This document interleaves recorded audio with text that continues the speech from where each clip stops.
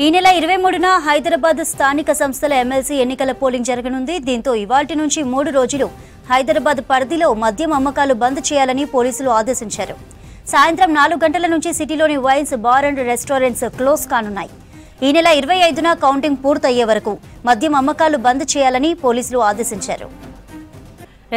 హైదరాబాద్ స్థానిక సంస్థల ఎమ్మెల్సీ ఎన్నికలు, వైన్స్ బంద్ కు సంబంధించిన డీటెయిల్స్ అనిల్ అడిగి తెలుసుకుందాం. అనిల్, ఎమ్మెల్సీ ఎన్నికల ఏర్పాట్లు ఎలా ఉన్నాయి? వైన్స్ బంద్ పై అప్డేట్స్ ఏంటి?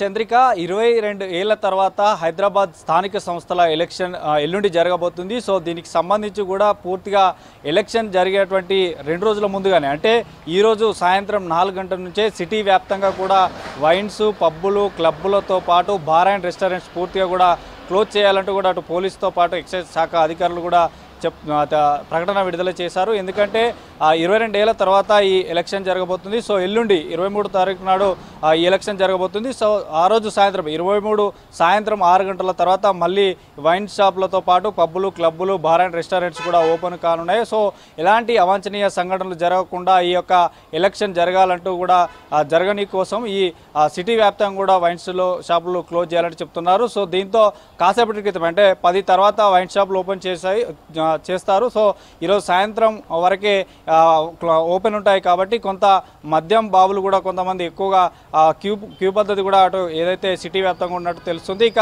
ఈ ఎలక్షన్ ముగిసిన తర్వాత, అంటే 23 సాయంత్రం ఎలక్షన్ ముగుస్తుంది, తర్వాత 25న కూడా ఎలక్షన్ కౌంటింగ్ ఉంటుంది కాబట్టి ఆ రోజు కూడా పూర్తిగా సిటీ వ్యాప్తంగా కూడా బార్ అండ్ రెస్టారెంట్తో పాటు పబ్బులు, క్లబ్బులు, వైన్ షాపులు కూడా పూర్తిగా క్లోజ్ చేయాలంటూ కూడా అటు ఎక్సైజ్ శాఖతో పాటు పోలీస్ అధికారులు కూడా తెలియజేశారు. ఎందుకంటే ఇలాంటి గొడవలు జరగకుండా ఈ వైన్ షాపులు కూడా క్లోజ్ చేయాలని చెప్తున్నారు. ఇక దీంట్లో దాదాపు ఇప్పటికే కాంగ్రెస్ కానీ బీఆర్ఎస్ కానీ పోటీలో లేదు. కేవలం ఎంఐఎంతో పాటు బీజేపీ 2 పార్టీలు కూడా ఈ ఎలక్షన్లో పోటీ పడనున్నాయి. సో దీంట్లో ఎక్స్ అఫీషియో సభ్యులతో పాటు ఎంపీలు, ఎమ్మెల్సీలు, కార్పొరేటర్లు పాల్గొంటారు కాబట్టి ఈ ఎలక్షన్లో సో ఎలాంటి అవాంఛనీయ సంఘటనలు జరగకుండా ముందస్తు జాగ్రత్తలో భాగంగా, ఎందుకంటే నగరంలోని కానీ రాష్ట్రంలో కానీ ఏ ఎలక్షన్ జరిగినా ఈ మద్యం షాపులు క్లోజ్ చేయడం అంటూ కూడా వస్తుంది కాబట్టి సో అందులో భాగంగానే ఎల్లుండి జరగబోయేటువంటి హైదరాబాద్ స్థానిక సంస్థల ఎలక్షన్కి సంబంధించి ఎలాంటి ఇబ్బందులు కలగకుండా సిటీలో ప్రశాంత వాతావరణం ఉండాలన్నటువంటి క్రమంలో ఈ వైన్ షాపులు అనేది ఈరోజు సాయంత్రం వరకే